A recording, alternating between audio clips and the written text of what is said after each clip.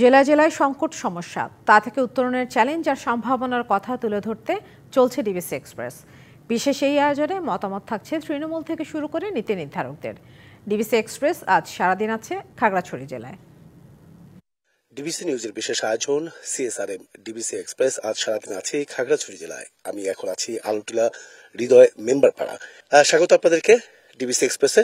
শুরুতেই একটু যেতে চাই যে আমরা যতটুকু জানি, আমরা এখন পাহাড়ের একদম উঁচুতে দাঁড়িয়ে আছি। ঠিক এখানেই বসবাস করছেন আপনারা।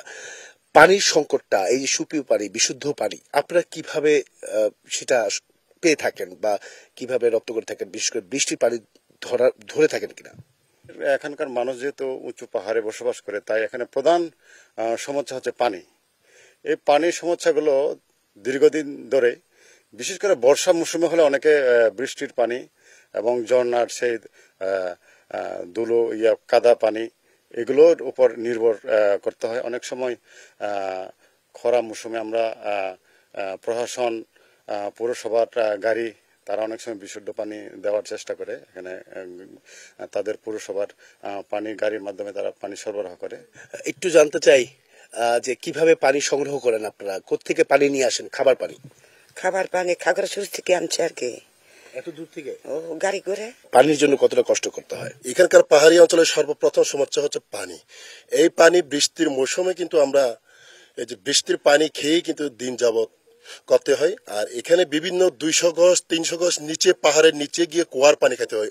এই অনেক সময় কুয়ার পানিতে বিভিন্ন ময়লা আবর্জনা, গাছের পাতা, কেঁচো, বিভিন্ন পচা জন্মায়। সেখান থেকে এই যে পানিগুলো খেয়ে আমরা কিন্তু অনেক সময় বিভিন্ন রোগ শোক হয়। আসলে পানি কোথা থেকে নিয়ে আসেন আপনারা? কতটা কষ্ট করে আপনারা বাড়িতে পানি নিয়ে আসেন? আসলে আমরা 2 কিলোমিটার নিচে গিয়ে পানি আনা লাগে। তাও হ্যাঁ, 2 কিমি, একদম বরাবর 2 কিলোমিটার। কতবার যেতে হয়? একবারই যান? না না, একবারে গিয়ে কিভাবে হবে? ওখানে আমরা খাওয়ার পানি সংগ্রহ করা লাগে, তারপরে ব্যবহার পানি সংগ্রহ করা লাগে, বাথরুমের পানি সংগ্রহ করা লাগে। ডেইলি মিনিমাম যেতে না হলে আমরা 3 বার যেতে হয়। অসংখ্য ধন্যবাদ আপনাদের প্রত্যেককেই। যে পানির সংকট, আসলে বিশুদ্ধ পানি যে সংকট, সেটা কিন্তু আসলে কিছুটা এই পাহাড়ি অঞ্চলে, জনপদে যে মানুষগুলো রয়েছে, তারা ভয়াবহ পরিস্থিতির মধ্যে আছেন এই সুপেয় পানির সংকটের কারণে।